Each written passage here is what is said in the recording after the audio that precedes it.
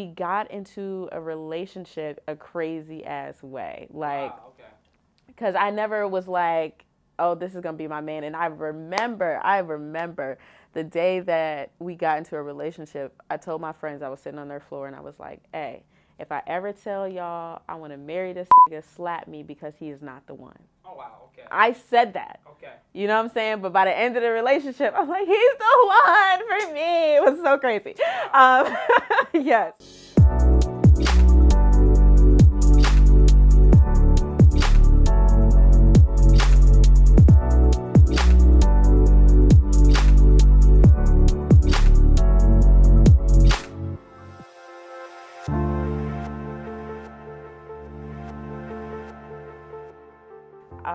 So we met at the club. That's a sign right there, but yes, we met at the club. I actually did not get an instant connection, which was funny because I thought he was kind of creepy when I met him in the club. I was actually interested in his friend, and I didn't know they were friends at first, but I can't necessarily say I have a type. It's just I like what I like, you know? I wasn't attracted to him like, oh, I want to date this person. It was really like, I want to have sex with you. We got into a relationship a crazy ass way. Like, Wow, okay. because I never was like, oh, this is going to be my man. And I remember the day that we got into a relationship, I told my friends, I was sitting on their floor and I was like, hey, if I ever tell y'all I want to marry this nigga, slap me because he is not the one. Oh, wow, okay. I said that. Okay. You know what I'm saying? But by the end of the relationship, I'm like, he's the one for me. It was so crazy. Yes. And I think the shift was, gosh, when I turned like 25, I was like, yo, like I really, I had never, because my family, I grew up in a very like toxic family, you know, and my mom has been to jail a couple of times for domestic abuse. Not just towards us, but specifically towards her mates or her, you know, partners.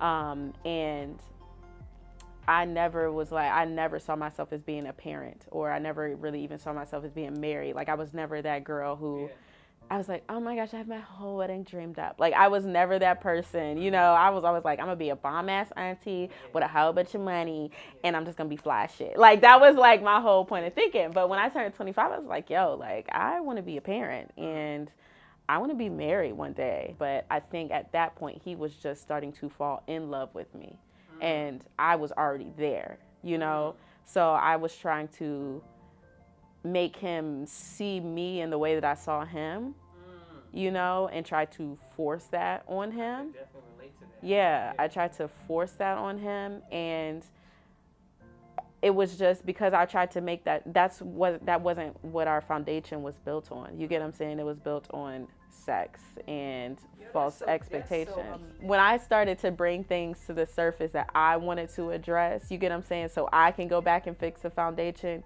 he wasn't willing to put in the work, you know. And then that's where the struggle came, because we never really argued, you know. It was like we would see each other, we would communicate, we had fun, we laughed together. But when those real questions started to come about, that's where the tension came, and that's where it really started to go downhill, because I started realizing certain things about him that I just did not see before. Because like I said, because I liked him so much, I created this whole scenario of, okay, this is my man, we're gonna be traveling, we're gonna be doing this, we're gonna be doing that.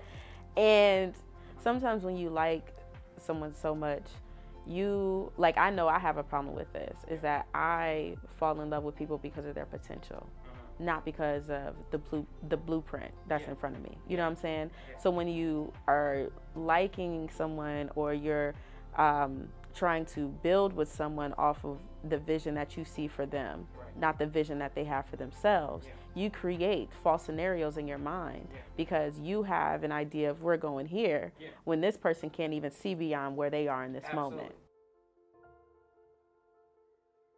I would be like, oh, this guy came up to me and, you know, said this and this, and I would say it in a joking manner, you know, and he would be like, so you gave the your number, so you talk to the. I'm like, well, if I did, I'm telling on myself if I wanted to pursue anything with him, because now you know what I'm saying? Like, or he picked up my phone a couple times and he's like, who is such and such? And I'm like, sir, that is my coworker. Right. Like, what the is wrong with you? So I was like, oh, he's got some insecurity issues that I can't handle. So I wish that I established a friendship with him first to ask those questions or to really observe who he was and how he moves, you know?